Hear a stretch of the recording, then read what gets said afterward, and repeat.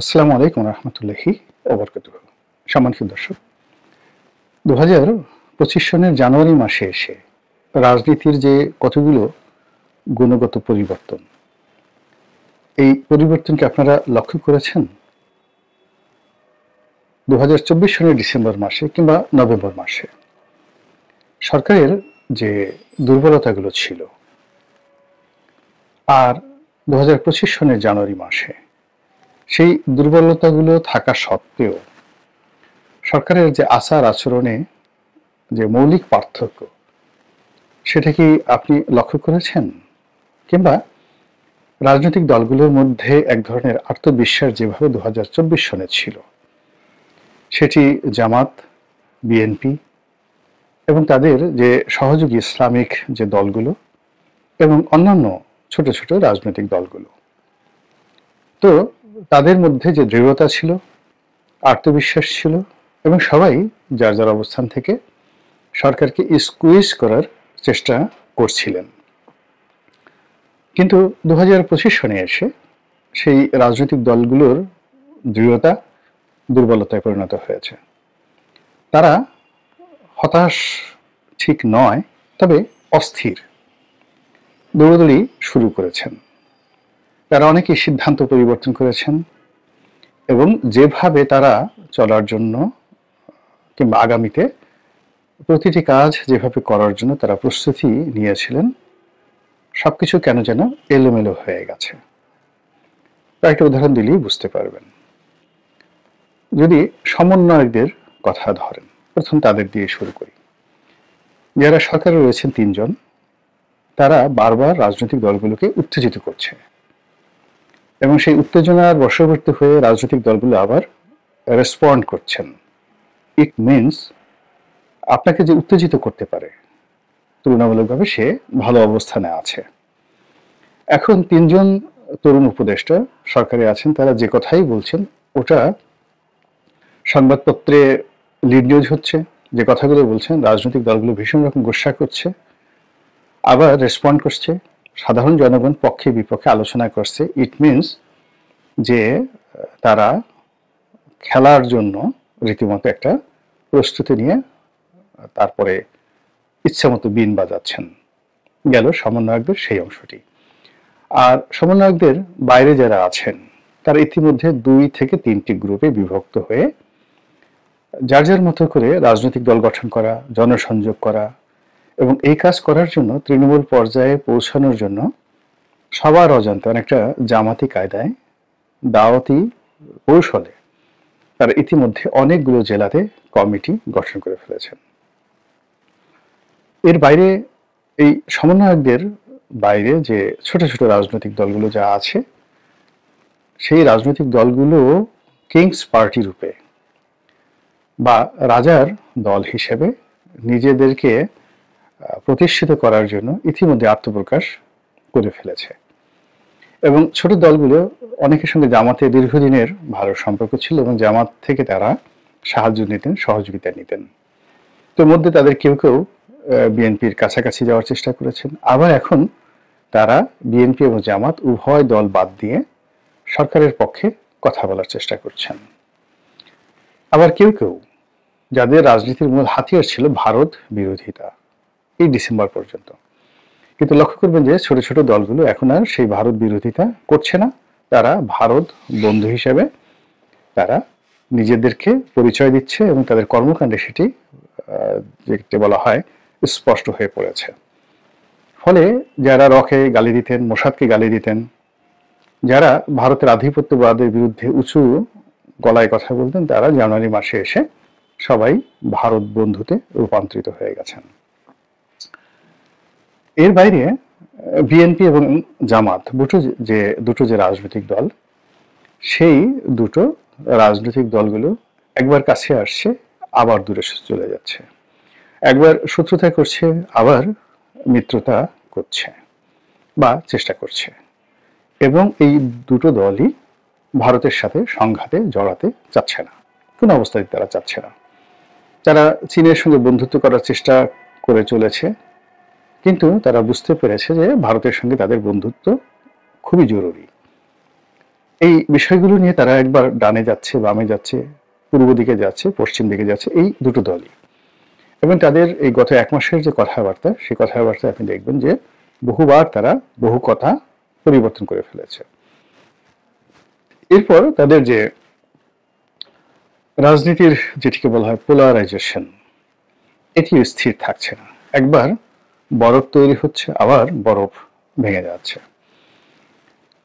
প্রথম দিকে জামায়াত ইসলামী যেভাবে রাজনৈতিক জোট করার চেষ্টা করেছিলেন ছোট ছোট দলদেরকে নিয়ে, তারপর জাতীয় পার্টিকে নিউট্রাল করে কিংস পার্টিদেরকে সেকেন্ড কমান্ড করে ইসলামী দলগুলোকে ফান্ডামেন্টাল তাদের বন্ধু করে তারা এগোনোর চেষ্টা করেছিলেন, এবং প্রধান রাজনৈতিক শক্তি আগামী 5 বছর সরকারের সঙ্গে সেই বিভিন্ন তাল বাহানা করে সময় ক্ষেপণ করে নিজেদেরকে আরো শক্তিশালী করার। কিন্তু তাদের হঠাৎ করে মনে হয়েছে যে 2025 সনের মধ্যে নির্বাচন যদি হয়ে যায়, তাহলে সেক্ষেত্রে তো তারা আবার সেই 1971 সনের মতো অ্যাবান্ডেন্ট হয়ে পড়বেন। কাজেই সরকারকে সহযোগিতা করার জন্য তাদের যে প্ল্যান এ, তার সঙ্গে সঙ্গে 2025 সনে যদি নির্বাচন হয়ে যায়, এই জন্য তারা প্ল্যান বি কে সামনে নিয়ে আবার কাজ করছেন। এবং এই দুটো প্ল্যানকে বাস্তবায়ন করতে গিয়ে ইতিমধ্যেই তাদের অনেক সর্বনাশ হয়ে গেছে। বিএনপির যেটা হচ্ছে সেটি হলো বিএনপির প্ল্যান এর বাইরে প্ল্যান বিতে যাওয়ার কোনো সুযোগ নেই। মানে তাকে 2025 সনের মধ্যেই নির্বাচন করাতে হবে, এটা বিএনপির একটা জিদ। এবং বিএনপি যদি এই কাজটি করতে না পারে, তাহলে 2026 সন থেকে বিএনপির অস্তিত্ব নিয়ে টানাটানি শুরু হবে।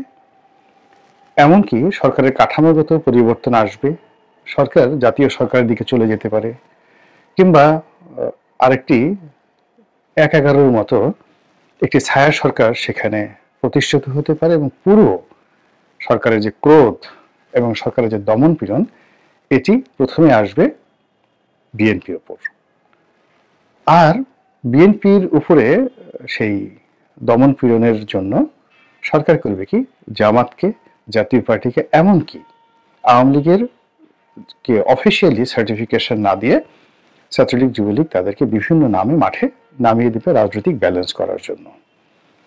এর ফলে বিএনপি নামক যে দলটি গত প্রায় 17-18 বছর ধরে যে দুর্ভোগ দুর্দশার মধ্যে রয়েছে, সেই দুর্ভোগ দুর্দশা আরো বহুগুণে বেড়ে যাবে। আগে যারা প্রথম জেনারেশন রাজনীতিবিদ ছিলেন, তারা তো প্রায় সবাই বয়সের কারণে, অবস্থার কারণে ভীষণ রকম দুর্বল হয়ে পড়েছেন। আর এই জেনারেশনে যাদের বা 60-এর নিচে, যাদের হাতে নেতৃত্ব ছিল এবং যারা ভালো কিছু করবে, দলকে নেতৃত্বের পর্যায়ে নিয়ে যাবে, তারা যদি 2026 সনের মধ্যে নিজেদেরকে প্রতিষ্ঠিত না করে উল্টো, সেটা সামরিক সরকার হোক, বেসামরিক সরকার হোক, ইউনুস সরকার হোক, তাদের দ্বারা যদি দমন পীড়নের শিকার হয় এবং রাজপথ যদি উত্তপ্ত হয়ে তারা যে কোনো কারণে শিবিরের হাতে, জামাতের হাতে লাঞ্ছিত হয়, থানা পুলিশ প্রশাসন যদি তাদের কথা না শুনে, সর্বমোট 30 থেকে 40 দিনের মধ্যে এই দলের মধ্যে একটা আতঙ্ক ছড়িয়ে পড়বে। এবং সেই আতঙ্ক কাটিয়ে উঠে বিএনপির শীর্ষ নেতৃত্ব যে রুখে দাঁড়াবেন, ওই অবস্থা বাংলাদেশে যারা আছে তাদেরও নেই, দেশের বাইরে যারা আছে তাদেরও নেই। তো এরকম একটা জটিল অবস্থা আমার ক্ষুদ্র বুদ্ধি আমি বুঝতে পেরেছি। তো ডক্টর মোহাম্মদ ইউনূস বা তার যারা সঙ্গী সাথী, তারা তো আরো অনেক যোগ্যতার সম্পন্ন, তাদের সঙ্গে দেশি বিদেশি আরো অনেক মানুষের যোগাযোগ রয়েছে। কাজেই তারা বুঝতে পেরেছেন, আর বুঝতে পারার কারণে তারা এখন আর রেসপন্ড করছেন না। কোনো রাজনৈতিক দলকেই আর আগের মতো কদর তারা করছেন না, পাত্তা দিচ্ছেন না। এবং সেই পাত্তা না দেওয়ার মূল কারণটা হলো যে বেশ কয়েকবার তারা রাজনৈতিক দলগুলোর সঙ্গে বৈঠক করেছেন, তাদের কথা মতো চলার চেষ্টা করেছেন, তাদেরকে তোয়াজ তদবির করার চেষ্টা করেছেন, যার ফল ডক্টর মোহাম্মদ ইউনূসের জন্য ভালো হয়নি, আসিফ নজরুল সাহেবদের জন্য ভালো হয়নি। তো এর ফলে তারা চিন্তা করলো যে এই মুহূর্তে ধীরে ধীরে রাজনীতির যে কূটচাল, তার থেকে বের হয়ে এসে তারা যদি শেখ হাসিনার যে নীতি, আমলাতান্ত্রিক যে নির্ভরতা, আপাতত সেটির দিকে তারা এগোতে থাকে, তুলনামূলকভাবে তারা ভালো থাকবেন। এবং সেই কাজটি তারা ইতিমধ্যে শুরু করেছেন। এবং ডক্টর মোহাম্মদ ইউনূস, সবাই বলার চেষ্টা করেছিলেন যে তিনি হয়তো সুইজারল্যান্ড থেকে ফিরে আসবেন না। আওয়ামী লীগ এমনকি বিএনপির অনেক বড় বড় বুদ্ধিজীবী তারা বেশ পাণ্ডিত্য নিয়ে বলেছেন যে উনি ভীতু টাইপের মানুষ, যুক্তি ঝামেলা জড়াতে চান না, এবং উনি এই যে এই সুযোগে সুইজারল্যান্ড গিয়েছেন, তো সেই সুইজারল্যান্ড থেকে তিনি আর ফিরে আসবেন না।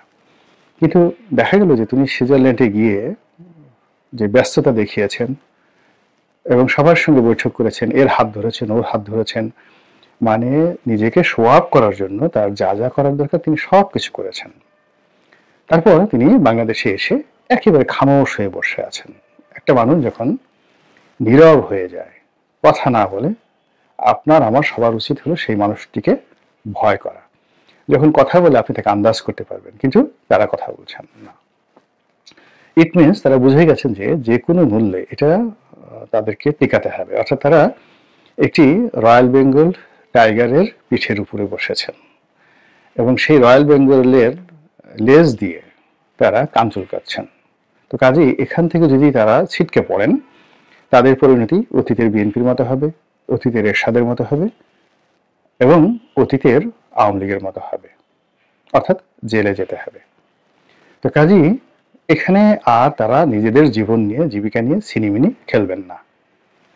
ডক্টর মোহাম্মদ ইউনূসের যে সাম্প্রতিক তৎপরতা এবং তার কাছের লোকদের যে হুমকি ধামকি এবং তাদের যে সকল উস্কানিমূলক বক্তব্য, বিশেষ করে অনেকেই, যেটা এখন আমি নাম বললাম না, তারা যেভাবে টার্গেট করে করে কথাবার্তা বলছেন, এতে মনে হচ্ছে যে তারা ক্ষমতার যে চেয়ারটি এটিকে শক্ত করে আঁকড়ে ধরতে চাচ্ছেন। অন্যদিকে যারা উপদেষ্টা রয়েছেন প্রায় সবাই বিমর্ষ জীবন কাটিয়েছেন সেই 16 ডিসেম্বর থেকে একেবারে 15ই জানুয়ারি পর্যন্ত। কিন্তু হঠাৎ করে সেই ডক্টর মোহাম্মদ ইউনূস ফিরে আসার পরে, সুইজারল্যান্ড থেকে ফিরে আসার পরে তাদের তৎপরতা লক্ষ্য করা গেছে। তারা কথা বলছেন, প্রচুর ঘোরাফেরা করছেন এবং বিভিন্ন অনুষ্ঠানে তারা অংশগ্রহণ করছেন। শত সমালোচনার সত্ত্বেও তারা ভারতীয় দূতের সঙ্গে বৈঠক করেছেন। ভারতীয় রাষ্ট্রদূতের দেয়া যে অনুষ্ঠান, ভারতীয় দূতাবাসের অনুষ্ঠান, সেখানে অনেক উপদেষ্টা, রাজনৈতিক দল সেখানে অংশগ্রহণ করেছেন এবং সেখানে উপদেষ্টাদের যে বডি ল্যাঙ্গুয়েজ, এটা অতীতের যে কোনো সময় আসছে মনে হয়েছে তারা অতিমাত্রায় আত্মবিশ্বাসী। এর বাইরে কিংস পার্টি নিয়ে যে সকল কথাবার্তা হচ্ছে, অর্থাৎ ছাত্রদের দ্বারা কিংস পার্টি, প্রচলিত ছোট ছোট রাজনৈতিক দল তাদের দ্বারা কিংস পার্টি গঠন করা ইত্যাদি যে কর্মকাণ্ড, এইগুলো থেমে নেই। আর উত্তরপাড়া বলতে যেটি বোঝায় ক্যান্টনমেন্ট, সেখানেও একেবারে নিশ্চিম নীরবতা। ক্যান্টনমেন্টে কি হচ্ছে, পুলিশ হেডকোয়ার্টারে কি হচ্ছে, সচিবালয়ে কি হচ্ছে, আমরা কেউ কিছু জানি না। মনে হচ্ছে যে তারা সবাই ডক্টর মোহাম্মদ ইউনূসকে কোঅপারেশন শুরু করেছেন। আর এই যে শক্তিগুলো, এই কোঅপারেশনগুলো যত বেশি যাকে বলা হয় শক্তিশালী হবে, যত বেশি শক্ত এবং মজবুত হবে, ততই রাজনীতি, গণতন্ত্র এবং নির্বাচন পিছিয়ে যাবে। এবং এটাই এখনকার বাস্তবতা। রাজনীতি পরিবর্তনশীল। ডিসেম্বরে আগেই বললাম যেটা ছিল, জানুয়ারিতে সেটা নেই। আবার জানুয়ারিতে যেটা হচ্ছে সেটি যে ফেব্রুয়ারিতে থাকবে তাও কিন্তু বলা যাচ্ছে না। আমি শুধুমাত্র এই সপ্তাহের আজকের যে ঘটনা, সেই ঘটনাগুলো আপনাদের সামনে বর্ণনা করলাম। মহান আল্লাহ আমাদের সবাইকে হেদায়েত দান করুন এবং হেফাজত করুন। আসসালামু আলাইকুম ওয়া রাহমাতুল্লাহি ওয়া বারাকাতুহু।